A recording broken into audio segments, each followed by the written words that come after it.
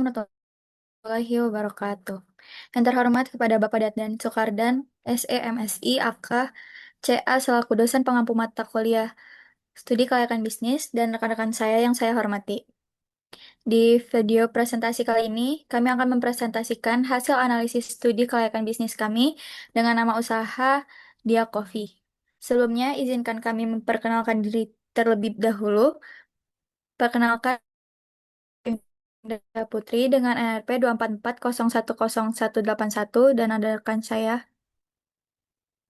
Saya Naka Sarwono dengan RP 244010167.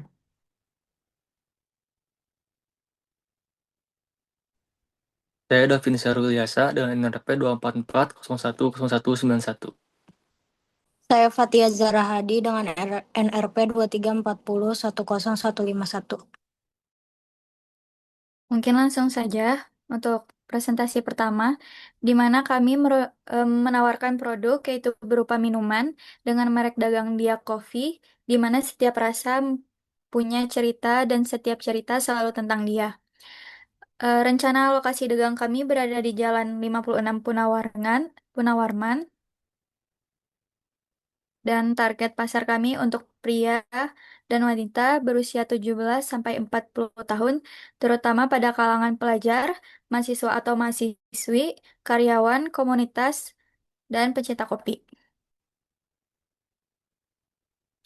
Adapun hasil benchmark kami, yaitu kopi sandaran yang berada di Jalan Karawitan, nomor 3 Turangga, Kecamatan Lengkong, Kota Bandung, Jawa Barat, dengan omset per bulan yaitu sekitar 100 hingga 150 juta per bulan, dengan unit penjualan sekitar 120 cup per hari, dan biaya produksi per bulan sekitar 30 hingga 40 juta per bulan.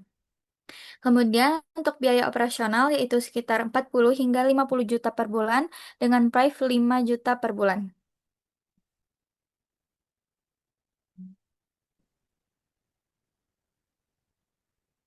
Di sini ada permintaan efektif tahun 2021 sampai 2025.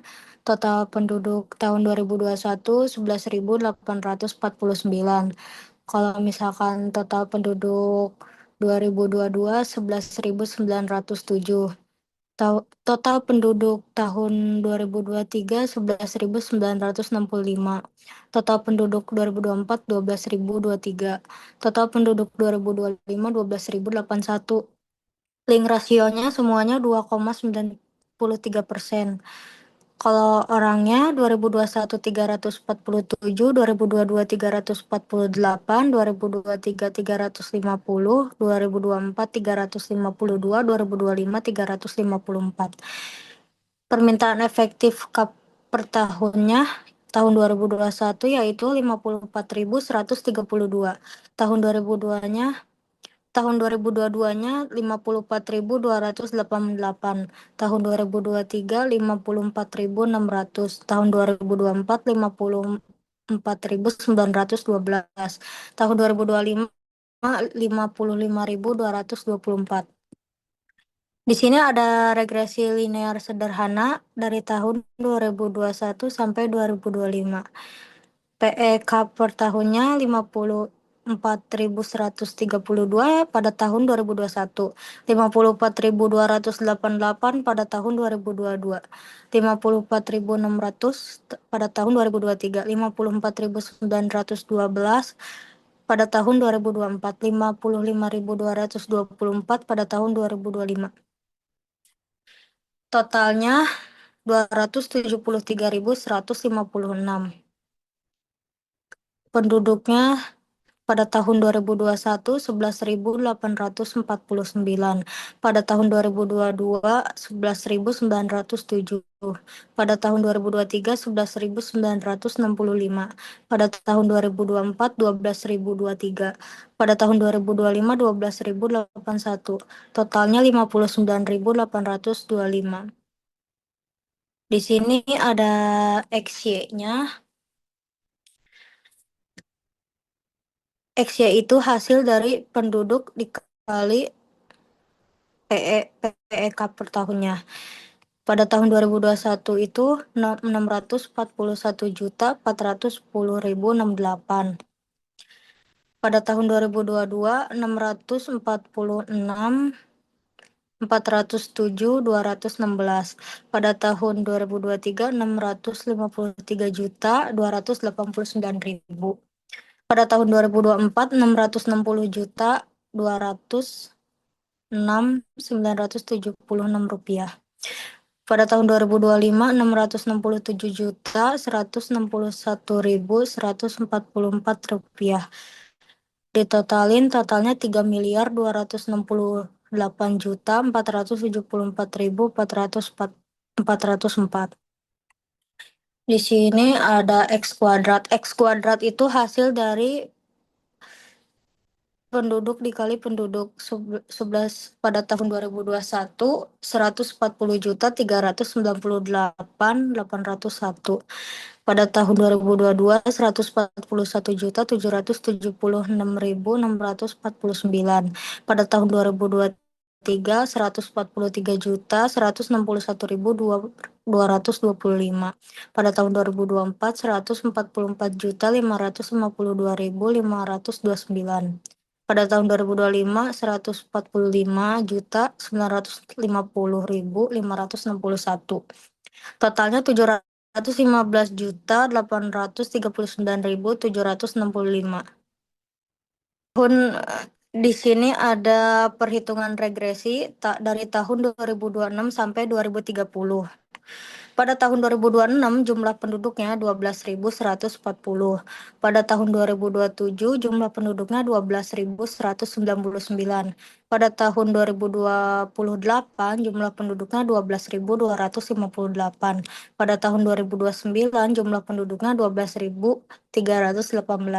Pada tahun 2030 jumlah penduduknya 12.377. Perhitungan regresinya pada tahun 2026 Y sama dengan 3.295,90 tambah 4,8414 kali 12.140. Pada tahun 2027 perhitungan regresinya Y sama dengan 3.295,90 tambah 4,8414 dikali 12.199. Pada tahun 2028 perhitungan regresinya Y sama dengan 3.295,90 tambah 4.084,14 dikali 12.258. Pada tahun 2029 perhitungan regresinya Y sama dengan 3.295,90 tambah 4,8414 dikali 12.318. Pada tahun 2030 perhitungan regresinya Y sama dengan 3.295,90 tambah 4,8414 dikali 12.377. Di sini ada KAP per tahunnya.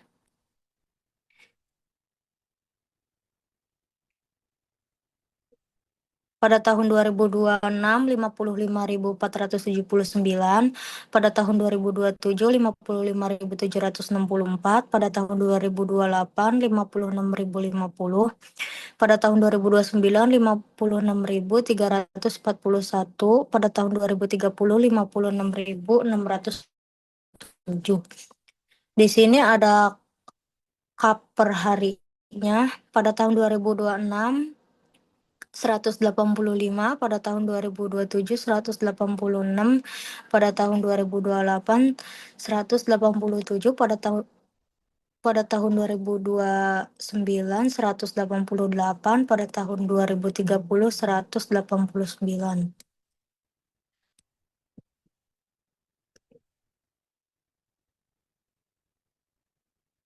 Selanjutnya ada pengukuran peramalan dari tahun 2021 sampai 2030. Di sini ada permintaan efektifnya pada tahun 2021 54.132.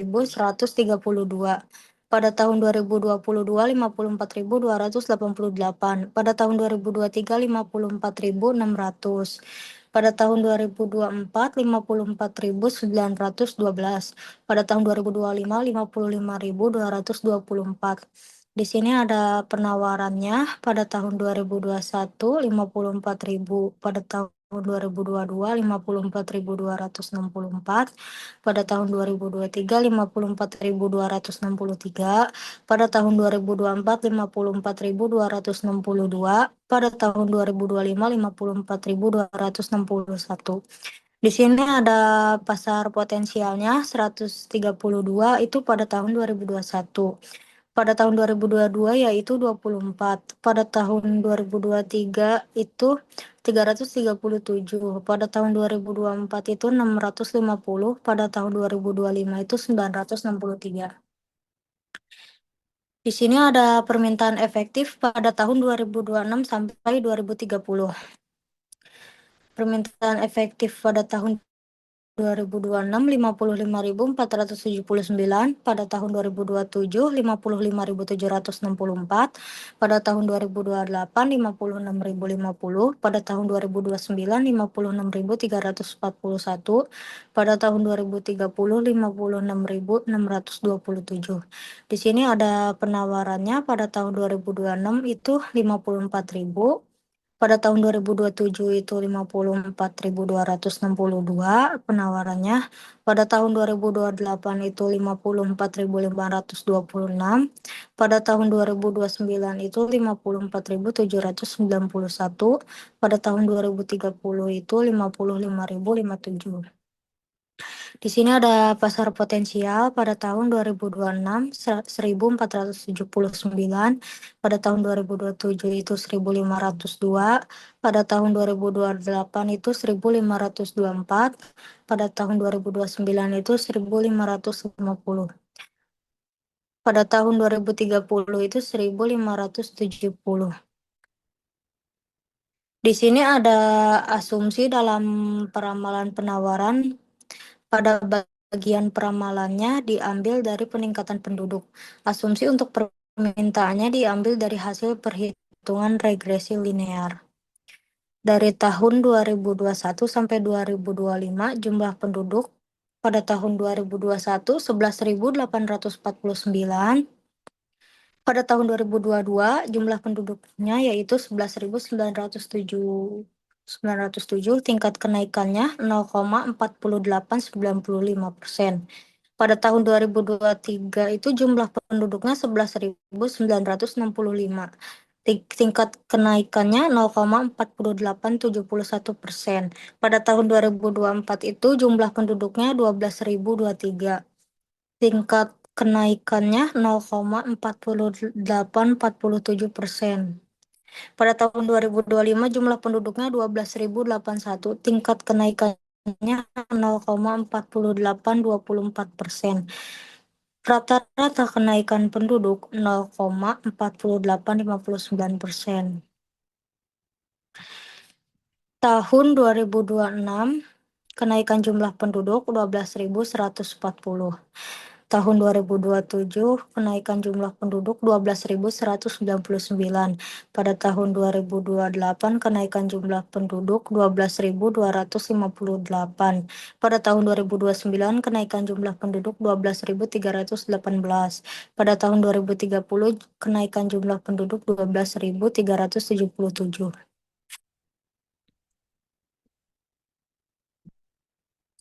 Next slide selanjutnya ada rencana usaha.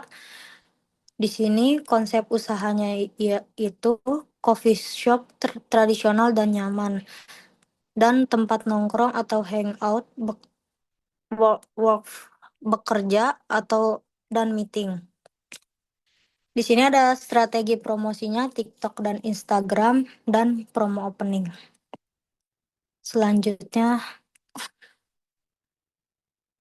Slide selanjutnya akan dilanjutkan oleh rekan saya.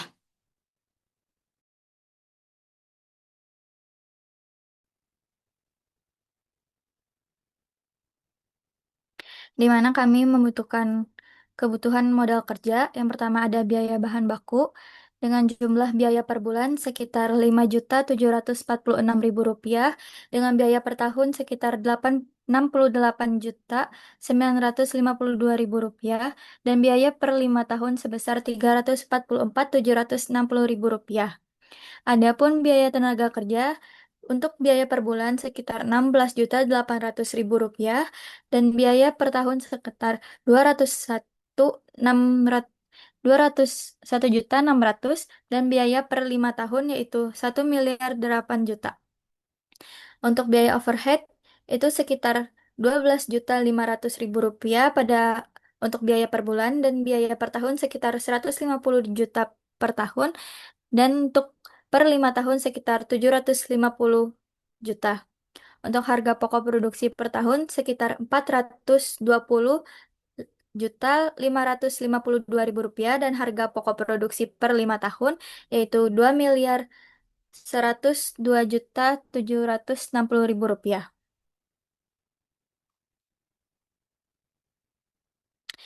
Kemudian untuk kebutuhan dana, eh, untuk dana interior, kami membutuhkan dana dengan total 67.300 dengan biaya nilai penyusutan yaitu 31.400 dan kemudian ada peralatan produksi dengan total 39.120.000 rupiah dengan nilai penyusutan sekitar 28.800.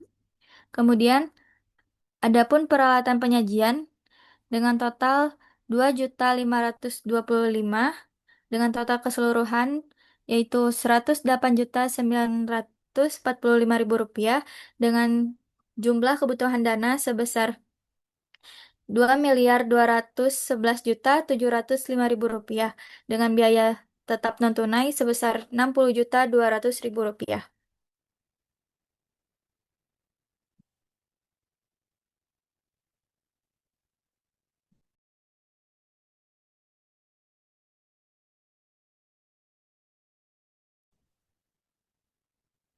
Lalu untuk sumber dananya ini terbagi menjadi dua. Yang pertama itu adalah sumber dari hutang, yang berarti saldo awal di bulan pertama didapat dari pinjaman bank 40% sebesar 884.682.000 rupiah. Untuk angsuran pokoknya sebesar 14.744.700 rupiah di setiap bulannya dihasilkan dari jumlah saldo awal dibagi 60 bulan karena jatuh tempo selama 5 tahun. Untuk angsuran bunga itu setiap bulannya sebesar 4.423.410 rupiah yang dihasilkan dari tingkat bunga sebesar 6% dibagi 12 selalu dikali saldo awal. Lalu untuk jumlah angsurannya sebesar 19.168.110 rupiah dari jumlah angsuran pokok dan angsuran bunga.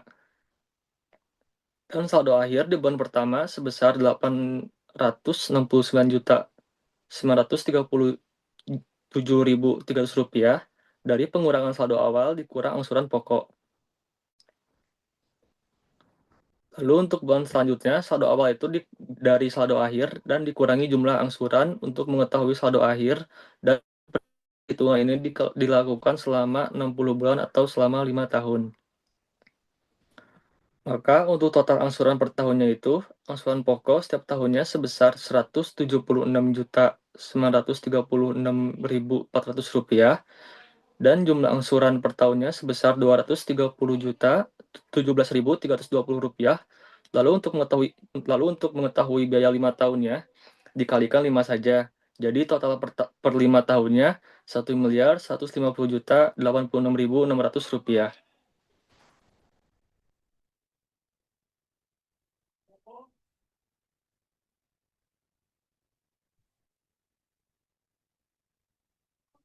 Selanjutnya, ada prediksi pendapatan dan tingkat kembali investasi, di mana untuk mencari prediksi pendapatan ini, kita menentukan target penjualan.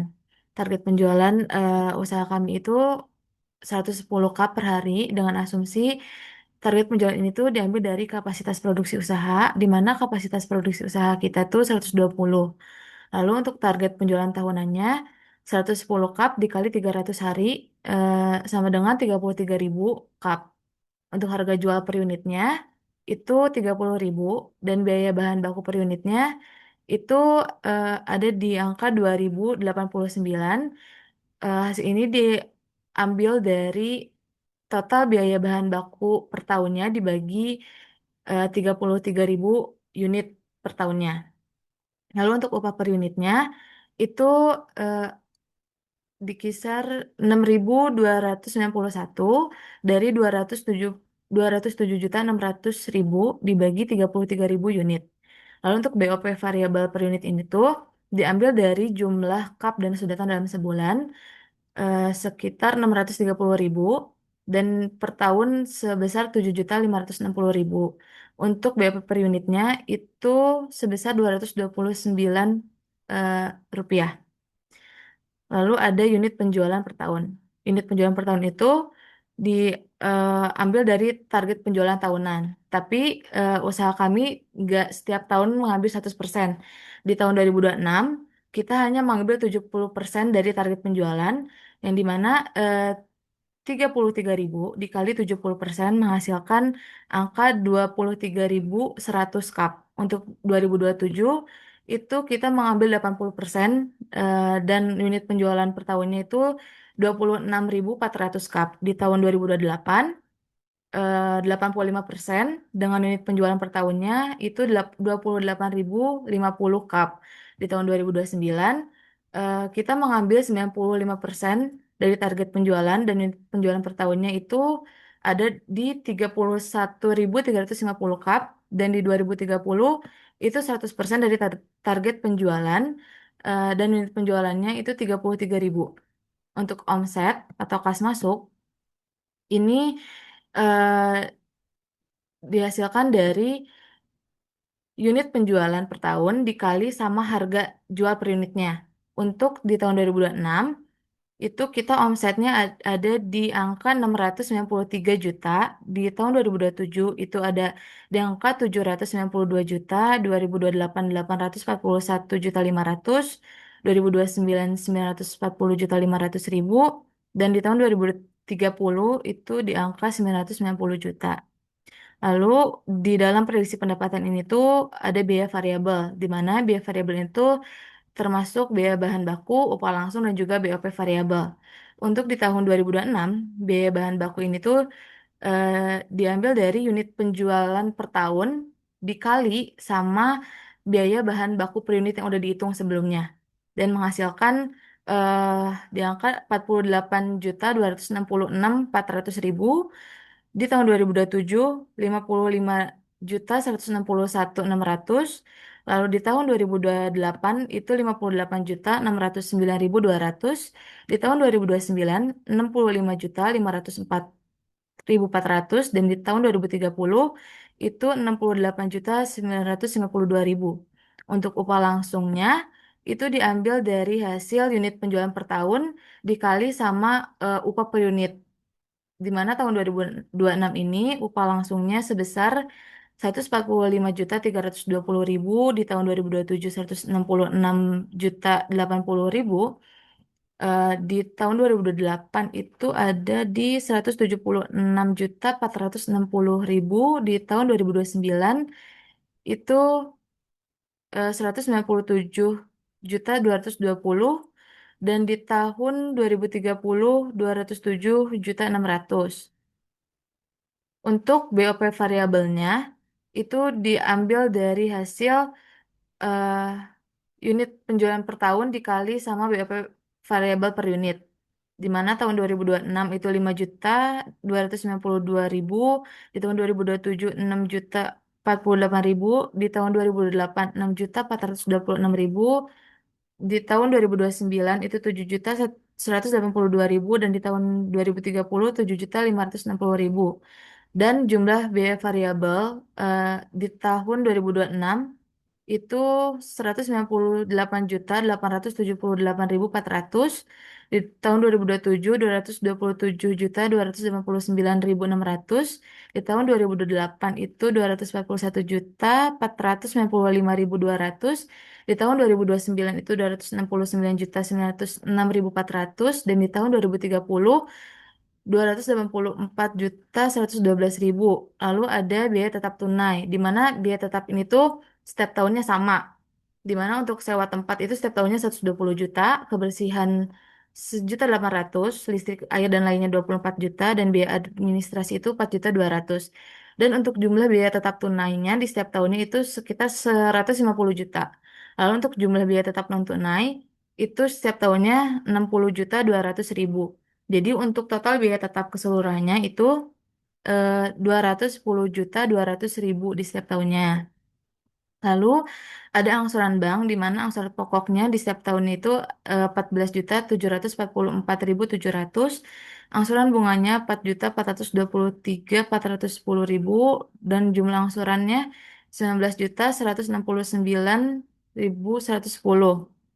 Lalu ada proyeksi laba rugi, di mana proyeksi laba rugi ini tuh dari data omset tiap tahunnya yang tadi udah dihitung, lalu ada biaya operasional dari jumlah biaya variabel, biaya tetap tunai dan biaya tetap non tunai. Lalu eh, dihasilkan laba sebelum bunga dan pajak itu dari hasil eh, omset dikurangi jumlah biaya operasionalnya setiap tahunnya. Untuk 2026 itu laba sebelum bunga dan pajak 283.921.600. Di tahun 2027 354.510.400. Lalu di tahun 2028 itu 389.804.800. Di tahun 2029 itu 460.393.600 dan di tahun 2030 495.000 sorry 495.688.000. Lalu ada angsuran bunga yang setiap tahun itu sama. Lalu ada laba sebelum pajak. Laba sebelum pajak ini tuh hasil dari laba sebelum bunga dan pajak dikurangi angsuran bunga dan dihasilkan eh, angka segini di setiap tahunnya. Lalu ada pajak penghasilan badan itu sebanyak 22%, di mana setiap tahun itu berbeda karena 22% itu dikali sama laba sebelum pajak. Lalu ada laba setelah bunga dan pajak, di mana laba setelah bunga dan pajak ini tuh hasil dari laba sebelum pajak dikurangi pajak penghasilan badan yang udah dicari setiap tahunnya itu. Terus kalau udah ketemu semuanya laba setelah bunga dan pajak itu kita jumlahin semua dan ketemu rata-rata labanya sebesar 1.530.517.517.053 kalau udah eh, nyari prediksi pendapatan, lalu nyari tingkat kembali investasi atau ARR. Di mana rumusnya ARR itu average earning after tax atau laba setelah bunga dan pajak rata-ratanya, rata-rata labanya dibagi investment dibagi dua. Investment itu kita ngambil dari modal sendiri dikali 100%. Jadi untuk rata-rata labanya 1.530.517.553 dibagi investmentnya itu kalau udah dibagi dua menghasilkan 663.511.500 dikali 100% yang dimana tingkat kembali investasi itu sebesar 230,67%.